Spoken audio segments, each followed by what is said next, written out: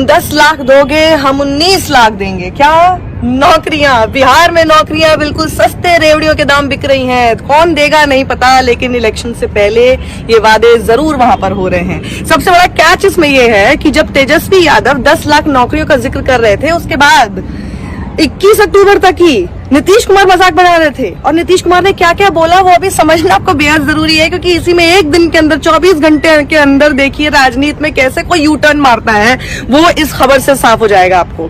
तेजस्वी यादव ने प्रॉमिस कर दिया था कि जी 10 लाख नौकरियां देंगे। कैसे देंगे हमें नहीं पता, लेकिन उन्होंने अपना वादा कर दिया।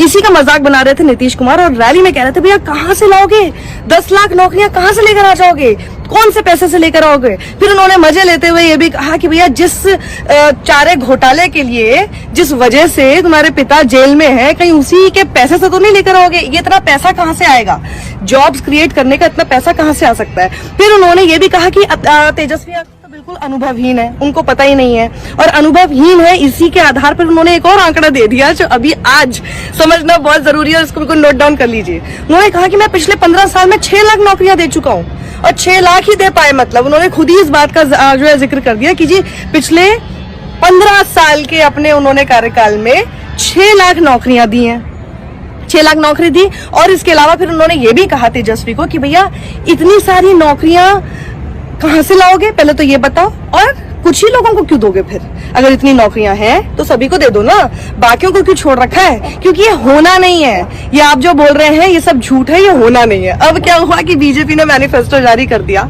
सॉरी मुझे हंसी आ रही है, क्योंकि देखिए कैसे होता है, कैसे झूठ बोलते हैं और लोगों को मूर्ख समझते हैं लोग। मुझे ना इसी बात पर बस हंसी आती है, कभी कभी गुस्सा भी आता है, लेकिन फिर बाद में हंसी आने लगती है। बीजेपी ने अपने मैनिफेस्टो में, मुझे ऐसा लगता है कि बीजेपी वाले जो है ना नीतीश कुमार के तो भाषण नहीं सुनते नहीं है शायद।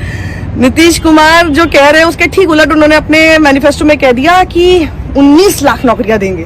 अब बीजेपी बताए भैया सुशासन बाबू, पूछ लीजिए उनसे वो कैसे देंगे, कौन से पैसे से देंगे, और सिर्फ 19 लाख को क्यों देंगे, और भी लोगों को दे दो। मतलब नीतीश जी ये क्या हो गया आपके साथ।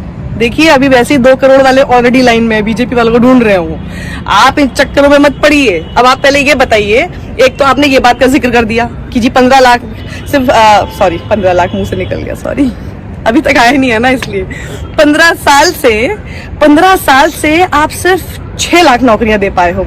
अब नीतीश जी आप ही से सवाल है, थोड़ा सा गणित हमें भी आता है। 15 साल में अगर आप 6 लाख नौकरी दे पाए हो, तो अगले 5 साल में आप 19 लाख नौकरियां कैसे दे पाओगे। ये बड़ा सवाल है सर, और इस सवाल का प्लीज जवाब दे दीजिए। आप सुशासन बाबू हैं, 15 साल से आप राज कर रहे हैं बिहार में, और अभी 5 साल के लिए और आना चाहते हैं, तो जरा ये सिंपल मैथ्स करके प्लीज बता दीजिए। हो सके तो प्लीज अपने दोस्तों बीजेपी वालों से जरूर पूछ लीजिएगा, वो आपके भाषण सुनते भी हैं कि नहीं।